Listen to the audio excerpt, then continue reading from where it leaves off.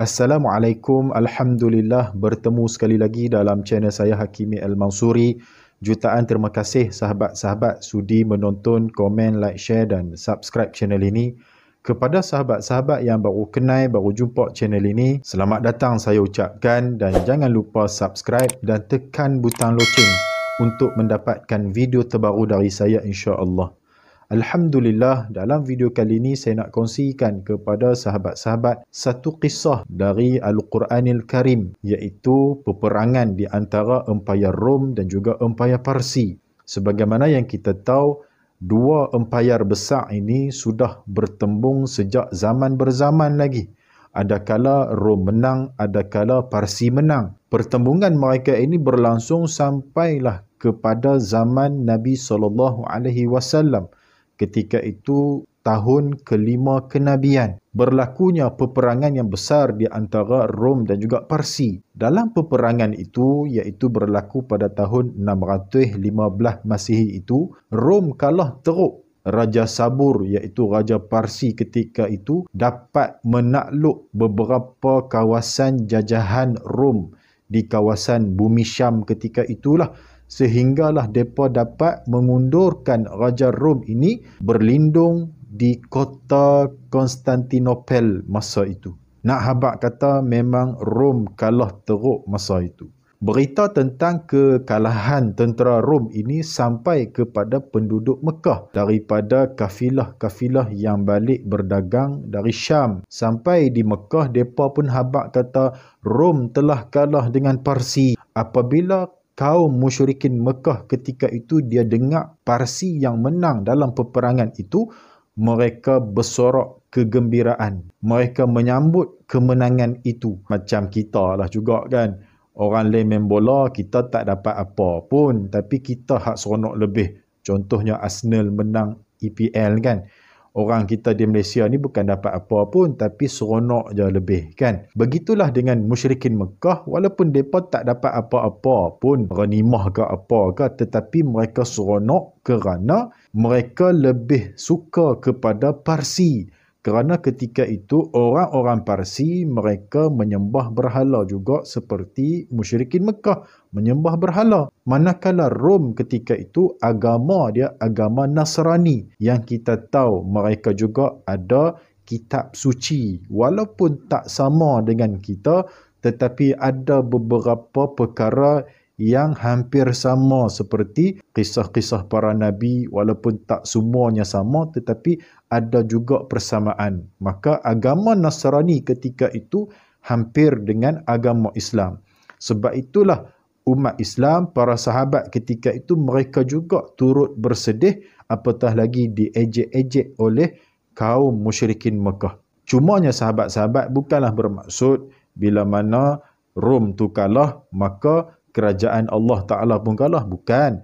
Cuma nak habaq kata inilah sikap musyrikin Mekah berhadapan dengan para sahabat ketika itu. Maka ketika peristiwa inilah turunnya ayat dalam surah Ar-Rum yang menerangkan tentang kekalahan bangsa Rom kepada bangsa Parsi. Sahabat-sahabat boleh tengok dalam surah Ar-Rum yang mana Allah Ta'ala berfirman, "Ulibatir Rum في أدنى الأرض وهم من بعد غلبهم سيغلبون في بضع سنين لله الأمر من قبل ومن بعد ويومئذ يفرح المؤمنون بنصر الله ينصر من يشاء وهو العزيز الرحيم." Ini sahabat-sahabat ayat dalam surah Ar-Rum bagaimana Allah Ta'ala khabarkan kepada Nabi SAW termasuklah kepada para sahabat yang mana Rom ini memang mereka dikalahkan. Kemudian mereka ni akan menang pula dengan lawan mereka dalam tempoh beberapa tahun.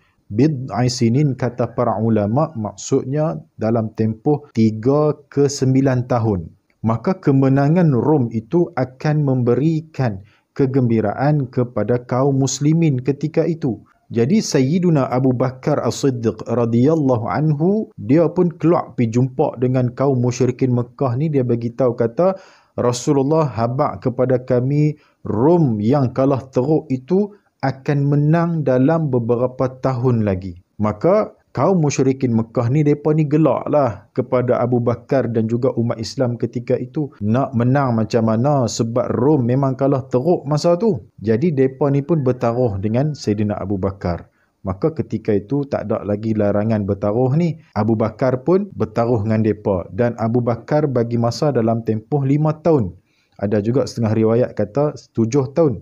Maka melewati 5 tahun kemudian, Rom masih lagi tak menang. Sayyidina Abu Bakar dia jumpa Nabi SAW. Maka Rasulullah kata, pasal apa tak bagi tahu kata di antara 3 tahun ke 9 tahun. Jadi Rasulullah suruh Sayyidina Abu Bakar ni pi tukar balik taruhan tu, tambah lagi unta. Habaq kata dalam tempoh keseluruhannya 9 tahun. Bermula dari tahun 615 Masihi itu.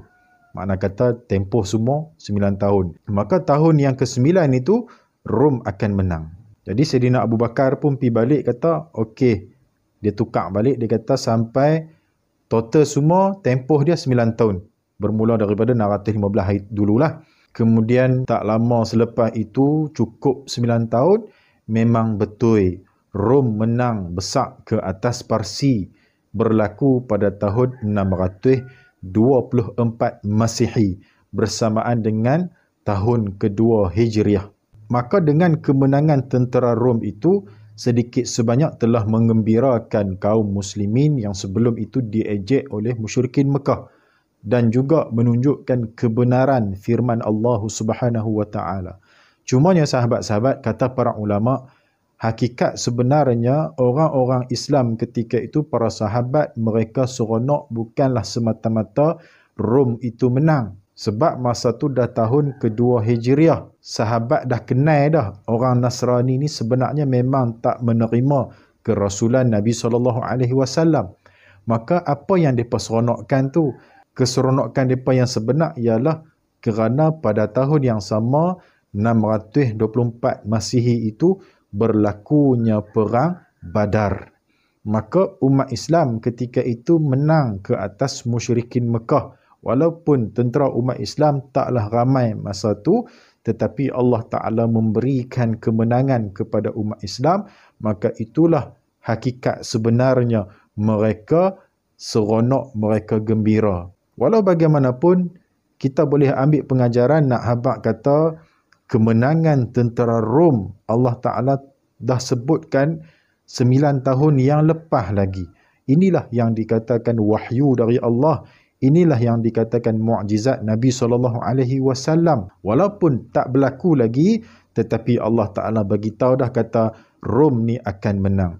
Maka sahabat-sahabat, inilah maksudnya Allah Ta'ala yang mentadbir kita, Allah Ta'ala lah yang mengawal kita. Maka perkara yang lepas, sekarang dan akan datang, semuanya sudah ada dalam pengetahuan Allah Ta'ala. Jadi sahabat-sahabat, setakat tu dulu video kali ini. Semoga bermanfaat, insya-Allah. Kita jumpa lagi dalam video yang akan datang. Dan jangan lupa subscribe, tekan butang loceng. Aqulu qawli hadha wa astaghfirullahal azim li wa lakum. Wassalamualaikum warahmatullahi wabarakatuh.